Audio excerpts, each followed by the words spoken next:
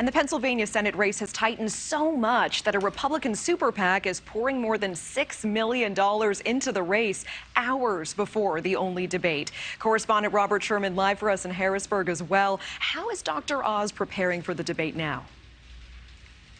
Well, Natasha, what we've been seeing is Dr. Oz trying to distill this race down to a couple of key issues that resonate the most with voters. The economy, violent crime, just to name a few, as he tries to close the final bit of gap in this race. Into the home stretch, Dr. Oz is hoping his late surge can push him across the finish line into a U.S. Senate seat.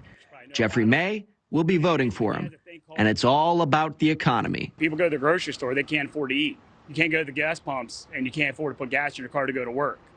I mean, to me, they're the key issues. Oz has narrowed his campaign's focus down to the economy and inflation, as well as hitting his opponent on the issue of crime and drugs. Fetterman's ideas are radical, deadly, and wrong. Giving addicts easy access to drugs is not the answer. Recent polling shows those are some of the issues that matter most. Over 80% of Pennsylvania likely voters viewing the economy, energy, and violent crime as important. But what's most important to the GOP is that Oz holds this Senate seat. Politico reporting millions of dollars in ads are being pulled from New Hampshire and heading into the Keystone State. While Republicans believe Oz can overperform in the major cities and suburbs, the GOP base is in rural Pennsylvania. Voters there saying they still haven't heard much of a plan for how either candidate will get the Commonwealth back on track.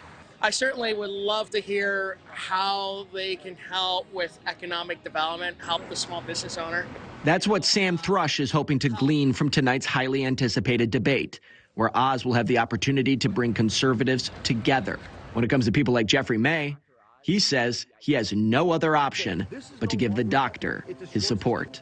I'll be honest with you, he wasn't my first #1 choice, but he's definitely a lot better than #2 of Fetterman.